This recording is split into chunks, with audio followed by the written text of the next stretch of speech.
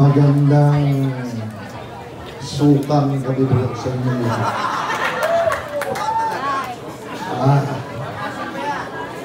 Ang hirap nung huli kang magsasalita. Nadinig ko silang lahat nagsalita. You're all brilliant. Palakpakan nyo naman ang snake ng PDP Laban Senatorial. Ang hina naman ang palakpak nyo.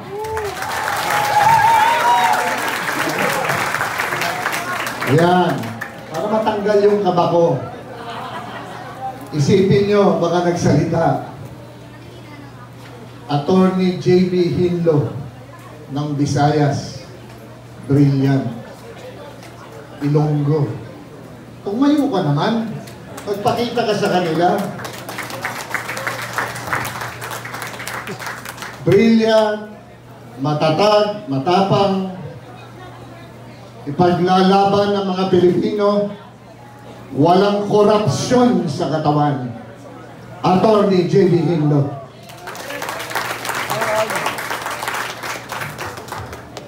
Isa pang katatapos lamang magsalita, ang aking kapatid na tiga Poso Rubio, Ilocano, abogado ko, at alam ko, tutulungan nyo rin ito, Attorney Raul Lambino.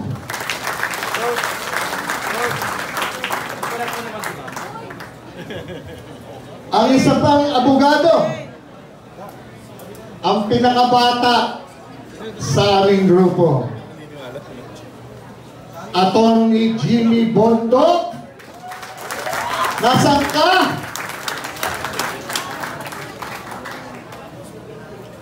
At siyempre, ang maisog,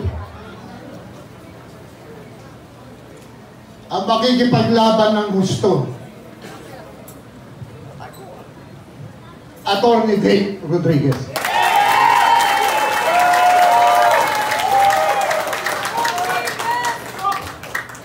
Isa pa ang abogado.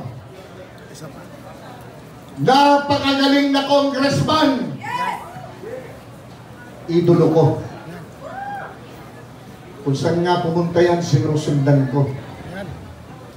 Kasi nakikita ko yung puso niya. Yung puso niya, nakikita mo, nararamdaman mo. Ginagawa lang niya ang tama.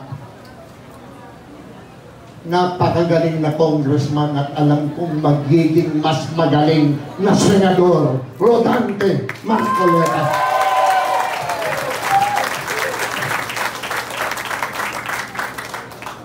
Tapos,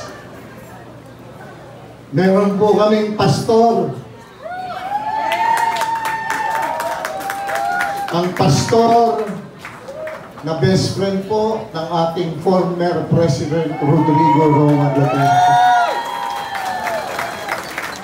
Napanood nyo, narinig nyo ang kanyang advokasya. Alam nyo, nararamdaman nyo kung ano lahat ng mga sinasabi nyo. Tandaan nyo po, tulungan natin si Pastor Apollo.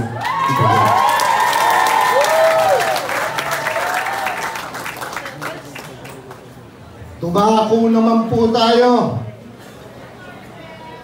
sa dalawang magigiting na senador na re-electionist natin ngayon. Itagaan nyo sa bato ang kamay niya.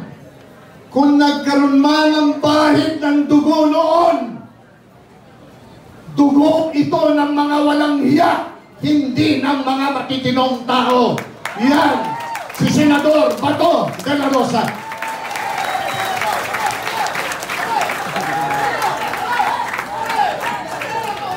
I love you, pare! I love you, pare! Alam ko yan, pare! Kilala kita! Yung kamay mo, never mo nilagyan ng bahid ng dugo ng matino. dugo ng mga walang iya. Yan ang ginawa ng kamay mo. Kaya dapat ibalik ka sa Senado. Ano ang numero nila? Jimmy Bondoc, number 10. Bato de la Rosa, 22. Rodante Marcoleta, 38. Raul Lambino, 34. Pastor Apollo Kibuloy, 53. Jamie Inlo. Numero 30. Kabisado ko lahat ng mga numero nyo. And last but not the least, my best friend. Nagkakilala kami 2003. Naging magkaibigan kami.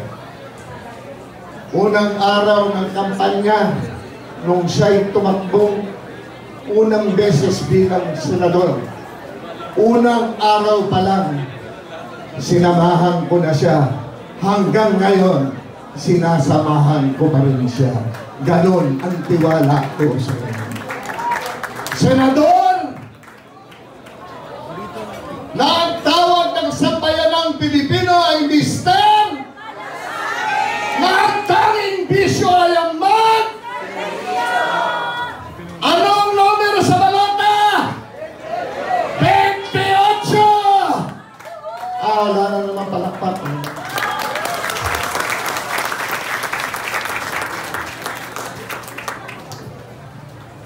Sino pa ba? Parang nakalimutan ko sarili ko Parang nakalimutan ko yung maisog number 56. Wait, can I ask a favor? Can you please stand?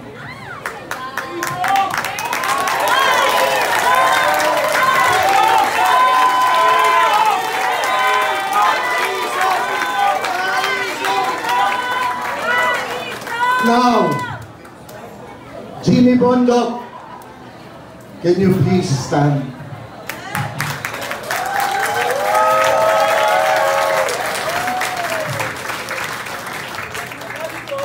Ilonggo, tayo ka, pakita ka sa kanila. J.B. Hindo.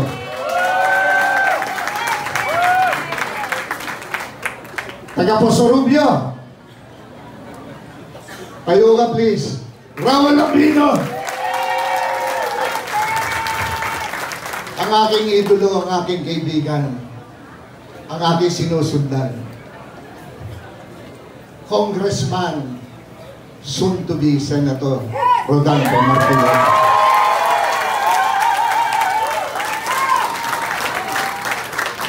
At ako pare ko, asa si pare Bato? Ngayon, ang ipapakiusap ko, Senator Bongo, palihog lang, pwede magtayo ka lang. Kaway ka lang sinatayo. Ayan po ang slate namin. Kanina pa ako nakikinig. Ang pinag-uusapan tungkol sa suka. Sa mga tarapat ko, kagabi, nag-uusap kami mag-asawa, bakit ganon? Bakit ganon sila kabastos? Sabi ko, kaya nga ang sinamahan kong slate, yung walang bastos, yung mga tao magseservisyo ng totoo sa mga Pilipino. Ang bibili na ang slate. Mahirap po itong pinasok ko. Alam niyo po, nagawa ko na po lahat sa buhay ko Bilang artista, nagawa ko na po lahat yung gaganda pang bagay. Nanalo ko 27 beses Best Actor. Naging box office king ako. Naging superstar ako. Akala ko po, ayos na lahat. Yung pala may kulang pa. Naisara ko nga po yung libro ko eh. Aklat ng buhay ko bilang artista. Nung makita ko po may kakulangan, dahil nakita ko po ang ginagawa ng aking kaibigan, si Senator Bongo. Buong Pilipinas po, inikot na namin. Mag-aanim na taon na kami umiikot. Sa kaduluduluhan po ng Pilipinas, dulot-dulo. Narating ko na po dahil sinasamahan ko po si Senator Bongo kung paano ang pagsaserbisyo sa mga Pilipino. Yung totoong pagsaserbisyo.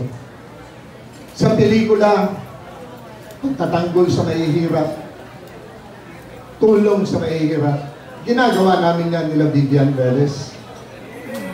Ginawa namin yan. Pero ang realidad ay ito. Itong nangyayaring kahirapan talaga sa mga mahihirap. I have seen the poorest of the poor all over the Philippines. Balik-balik po kami ni Senator Bongo. Walang tigil. Bawal ang mapagod. Kalalabas ko nga lang ng ospital eh. Kasi sumobra ng pagod ang katawan ko.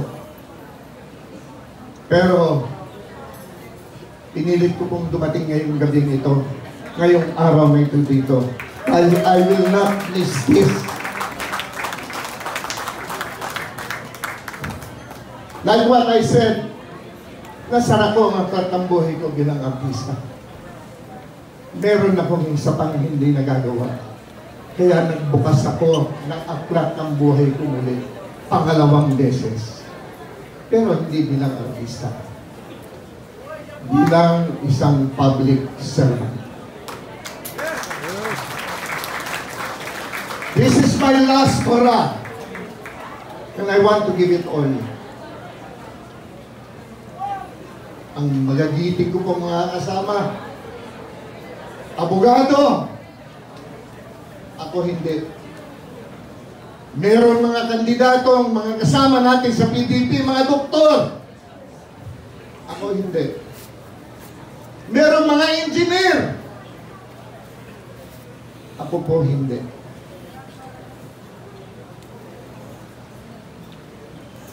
Ako po isang artista.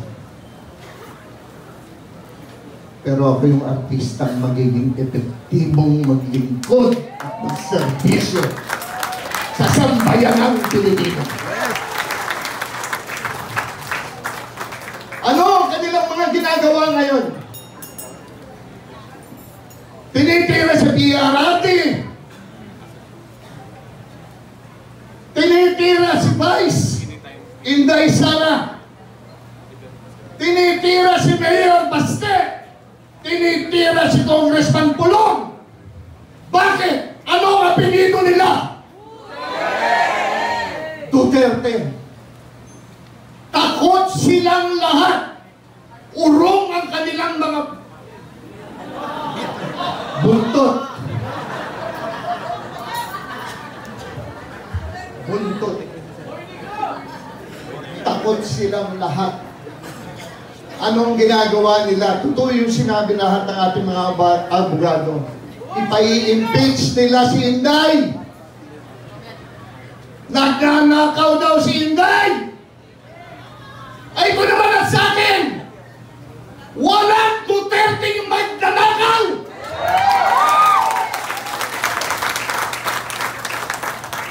Kung haharap silang lahat sa salamin, alam nila sasabog yun, kaya ayaw nilang lahat humarap sa salamin. Alam nila kung sino ang mga magnanakaw at alam nilang sila yun. Bakit ganito nangyayari sa atin? Salamat. Bakit ganito nangyayari sa ating bansa? Pati nga ang West Philippine Sea, sinisisi pa yung PRRT.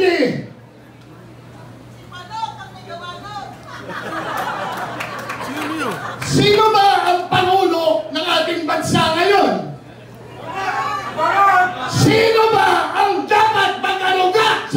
Pilipino? Sino ba ang dapat lumaban para daw sa mga Pilipinong mangingisda? Sino ba yan? Bakit isinisisi kay former President Rodrigo Roa Duterte? Bakit?